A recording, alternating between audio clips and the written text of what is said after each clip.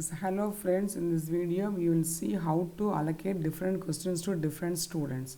So first of all, open the Google Classroom as usual and then get into the class work and then click on the class work. Here we have to give the create question and then create, and then go to the question option, create question option, and then you can prepare the question in a notepad for the convenience. If you have the question in a notepad, just have open the question paper and then I copy paste the question. This is the question I want to give, and then copying and pasting in the question column. So this is the question. Now I have to give the instruction for the students and then go to the instructions. I have made it ready and then I have to copy the instruction and I am just pasting the instruction in the instruction box. So that's all.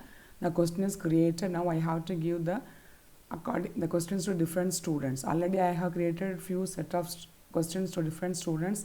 Now I am going to create this question for different set of students. So go to the student option and then just unclick the option so that no students will be selected, and go to the set of students you want to choose. Now you want to give the questions to these students from 21, 22, 23, 24 and 25. So these 5 students are allotted these questions, and then go to the schedule option and then schedule the exam.